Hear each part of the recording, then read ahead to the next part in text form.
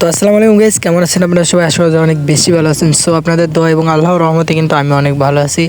So আপনারা সামনে যে ভিডিওটা ক্লিপটা দেখতে পাচ্ছেন, এটা কিন্তু আমাদের নার্সারি একটা ভিডিও।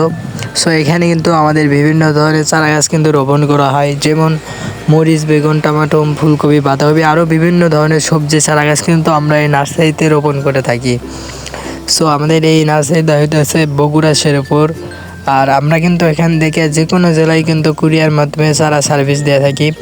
আর আপনাদের যাদের চারা লাগবে তারা কিন্তু আমার সাথে যোগাযোগ করতে পারেন। আমার নাম্বার আমি কমেন্ট বক্সে পিন কমেন্টে কিন্তু আমার নাম্বার দিয়ে রাখবো। ওখান থেকে আপনারা নাম্বার সংগ্রহ করে আমার সাথে যোগাযোগ করতে পারেন।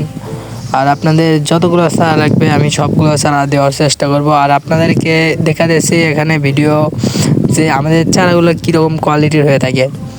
আর এখানে আপনারা যেগুলো দেখতেছেন এই রকমই আসলে আমাদের চারাগুলো কোয়ালিটি, কিন্তু হাই কোয়ালিটির চারা গাছ আছে আমাদের কাছে।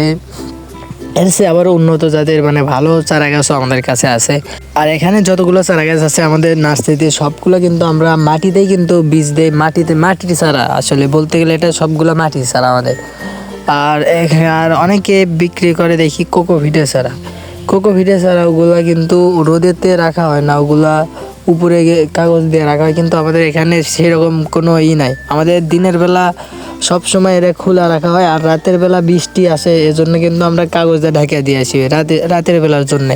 আর দিনের বেলা সবসময় কিন্তু আমাদের চারাগুলো কিন্তু রোদ পায়, আর পানি দেওয়া লাগে, সবসময় রোদ পায়। আর আমাদের এর জন্য কিন্তু আমাদের চারা গাছগুলো সবসময় কিন্তু শক্ত হয়ে থাকে।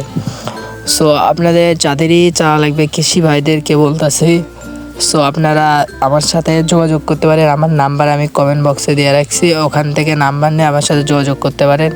ধন্যবাদ সবাইকে ফুল ভিডিও দেখার জন্যে। সবাই ভালো থাকবেন। আল্লাহ হাফেজ।